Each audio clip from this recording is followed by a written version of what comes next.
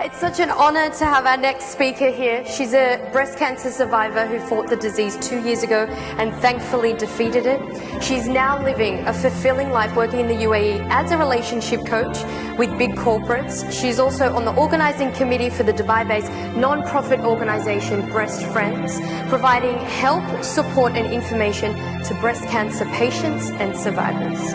Let's find out how she fought breast cancer and what advice she can give to the rest of us about strength and tenacity. Please welcome Linda Berlot.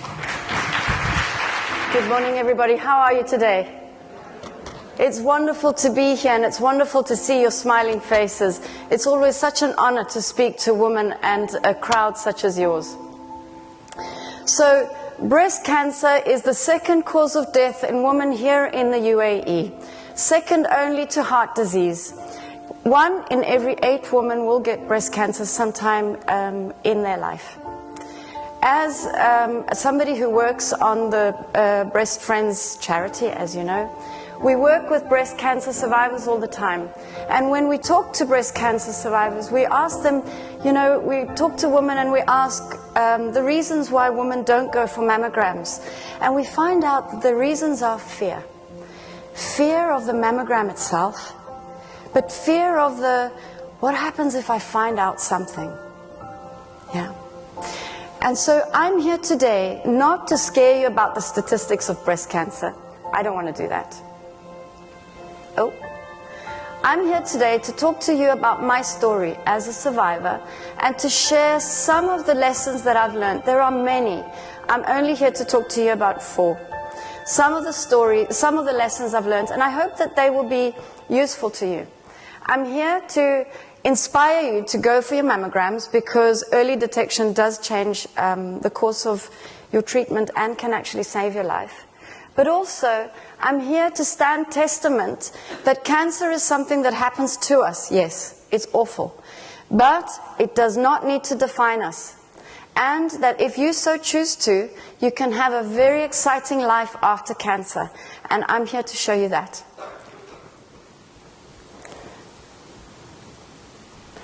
My mum was 50 when she was diagnosed with cancer.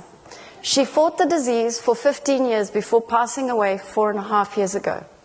My sister was 35. She's absolutely fine now. There she is in the picture with the plaits and her daughter standing next to her. 4 years ago, I was 43, and I'm absolutely fine now. So, you know, I'm intimately acquainted with what this disease can do to a family and what it can do to a woman. It was in the last year of my mother's life that I felt the need to go for tests more often than what is required. So I was very thankful that my doctors took me seriously and started to test me. And very soon, we found that I had breast cancer in my left breast. It was a mammogram that found this. I never had a lump. And because of my family history and because my cancer was so aggressive, I had a bilateral mastectomy and an immediate reconstruction. That meant that I needed to use my back muscles to rebuild my breasts and make me look normal again. I'm not sure if anybody else has had that same operation here in the room, but if you had, you know that when you have that operation and some of your back muscles go missing, you cannot do simple things like open a door or take down objects from up. So I needed to go for rehab, and that process took about 3 or 4 months. I worked with a trainer for that, and when I worked with her, I started to really enjoy the physical aspect. I started to get fitter and really enjoy that. I had never been somebody who was into fitness before, and I really loved that. Along that way, I started to realize that, you know, I never thought to myself, why did this happen to me? I never thought, you know, why me? I started to really believe this was happening to me for a reason. I'm one of those people that believes that when you're ready to learn a lesson, you call the teacher into your life. And that teacher can take the form of a person, an event, in my case, an illness. So I decided to be ready to learn those lessons. And I chose to stand on a public forum to talk about those lessons with the objective of creating awareness. And as I started to, make those kind of awarenesses and make those decisions. A wonderful lady called Jules Lewis from Mountain High, which you probably know. Sorry, I'm one of these very technically challenged type of people. There we go. She runs expeditions. She takes ladies to expeditions. She had a dream to take a group of breast cancer survivors to Antarctica with the objective of creating modern day history, but also to create awareness in our wonderful country here in the UAE, creating awareness of the importance of being proactive about your health. So she put out a call, and 12 of us breast cancer survivors, my sister and I included, answered her call. We were called the Jewels of Antarctica. That was her tagline. What will you go to the ends of the earth for? There we all are in Ushuaia, which is the southernmost city in the world, in Argentina, just before we set sail on the ship. And we went to Antarctica. Now, what was extraordinary about this trip was that we were all in various stages of our remission. Some of the ladies were actually, they had active cancer. So we were going to do many, many different physical activities, one of which is what you can see is climbing up a mini mountain. None of us had ever done that before, with the objective of planting a pink ribbon up a peak. They've eventually called that Pink Ribbon Peak after us. And there were other activities like kayaking, which was challenging for those of us who had had that operation, snowshoeing, and many other things. And we did that. We worked as a team, and it was a very hilarious trip because, when you get a bunch of ladies together, it's very loud, it's very funny, and it's loads of fun. And you can see how beautiful it was. The scenery was extraordinary. It took, so we left, I would say about 1 year after I started my rehab. And along that way, I started to contemplate all the lessons that I was learning. And it was in Antarctica that I started to think about these profound lessons that were happening to me and how I was at choice as to what to do with these lessons. And here today, I would just like to share 4 with you. These have become my truths. I live these truths daily. There are many more, of course, but we only have a few minutes, and I'd like to share these with you. And I hope that these will become somehow useful to you. The first lesson that I learned was to surrender. Now, for a control freak like myself, A-type personality, surrendering was the hardest lesson you ever learn. So at the moment you get diagnosed, you learn that you are no longer in control. You learn that you can either fight the process, or you can take a deep breath and go with it. And for me, surrender was not about giving up. Surrender was about letting go and giving in. Almost like a leaf on a river. So allowing the river to take you through the rapids of life. So knowing when to swim and knowing when to allow that river to take you through the rapids. And I learned that what would allow me to surrender was trust. Trust, for me, is trusting that if I throw myself, I will be held.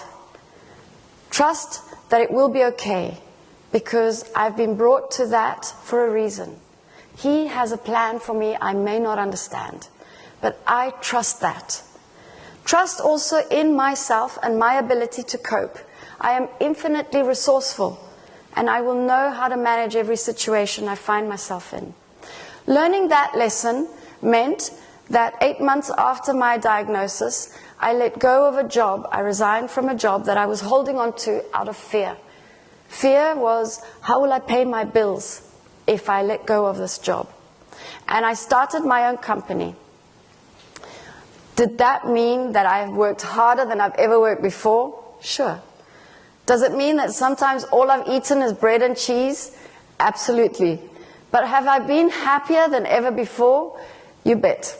And am I living my passion? Absolutely. Yeah. So, this is a question that I have for you to think about. Where in your life do you allow control and fear to limit you? If you were to think about that, where in your life do you allow control and fear to limit you?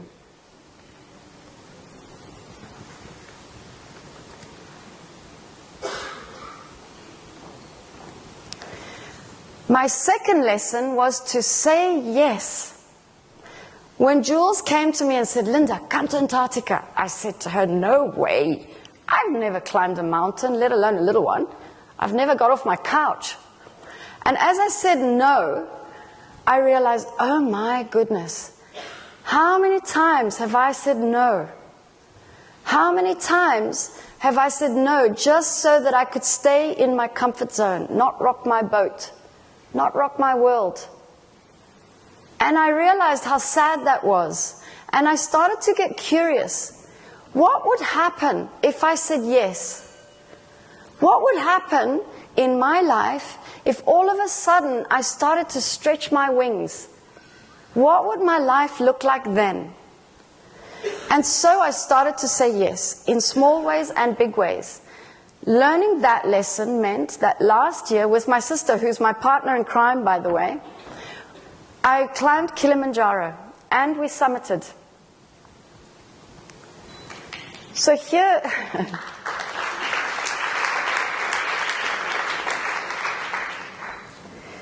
here's the second question I have for you to think about. What can you say yes to today? And yes doesn't have to be a Kilimanjaro. It can be a different food, a different outfit, a different way to work.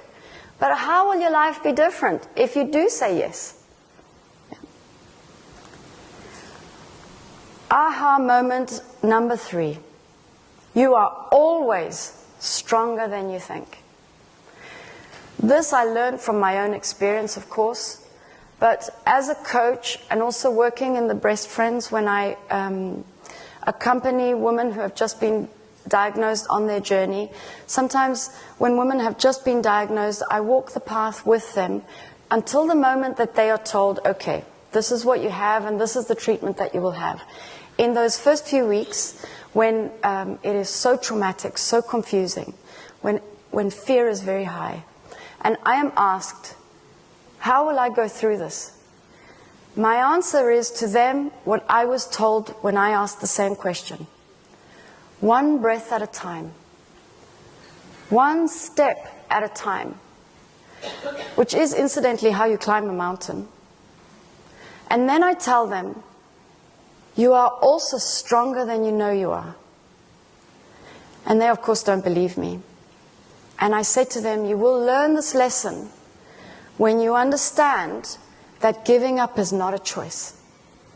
Then you will realize that you have no choice but to fight. But make no mistake, being strong is not never being weak. It's not never falling apart. It's knowing that you also have to do that. Because sometimes it's needed. You said before, we're not perfect. It's knowing to do that and then knowing when to stand up again and fight. Because you are stronger than you know you are. Understanding that I am stronger than I ever knew I am has made me question myself and ask myself, I wonder what would happen if.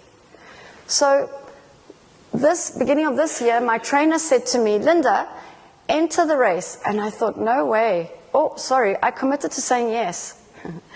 I wonder what would happen if. And so I did. And I entered an insane race and completed this race. Okay, it wasn't my finest moment, but I completed the moment. I completed the race. Something I would never have done before. Before cancer, the most exercise I'd ever done was between my couch and the fridge. This was a 5.5-kilometer race with 16 obstacle challenges, like flipping tires, climbing ropes, which I didn't do because I plopped like a lemon, but climbing over walls and all sorts of other funny, crazy things. Yeah. And so Here's the question I have for you. How can you challenge yourself today? How can you defy the limits that we set upon ourselves? Because very often, the limits that we have in our mind are limits that we tell ourselves are limits. The last question is, not everything that happens to you is bad. Not every bad thing that happens is bad. And this was a tough lesson for me to learn, because it meant I really had to challenge my thinking. Good and bad things happen to us all the time. I understood that we are at choice as to how we view them and how we react in these situations. My mother was an absolute role model as to this. She lived and died on her own terms. Even on her deathbed in the hospital, she was still joking and laughing, understanding that death could take her body, but not her spirit. And it is in that spirit that I choose to see my cancer and my breasts, losing my breasts, not as an end, but as a beginning, a rebirth of a new way for me. Because before the cancer, I had been asleep. The cancer shocked me awake. It's made me see that I can achieve anything I want to, if I want to. It's made me see that I can believe anything is possible. I hope that you can see that too. I hope that my lessons have been somehow useful to you. Thank you for being a great audience.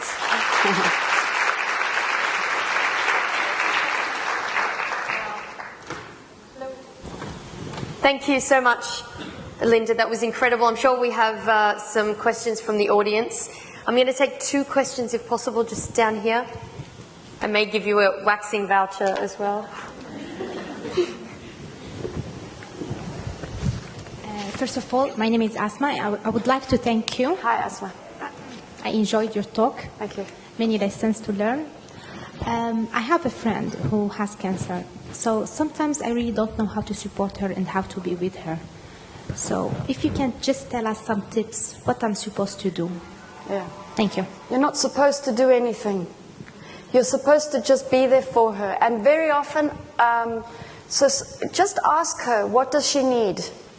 Sometimes asking her is the best thing you can do. Sometimes friends don't know how to behave, and they say things that upset, or they are awkward. Sometimes the ability to just stay, a presence. Other than that, very practical things. Does your friend need picking up and taking to the doctor? Does your friend need a meal cooked? So just making the meal and dropping it off. One of the things that is not useful is sometimes saying, it's okay, don't worry, or you will be okay. Nobody can say that. So just staying in the moment and just being able to absorb your friend's emotions is also very useful. Thank you. Just round the back there, we've got a... Hi, my name is Annie from Piano Maritime. Hi, Annie. Hi. The family that I live with in Dubai, the aunt in the house, the mother of the house, she was barely 40, and less than a month ago she passed away due to breast cancer. And I've lived with them for a year, and she was very active, happy young lady in her 40s, 2 grown-up kids, and it's been very difficult for the family to digest that, and I see them every day. And kids have still managed, but the husband is obviously devastated. And besides offering my condolences, I mean, how else do you make the family feel better?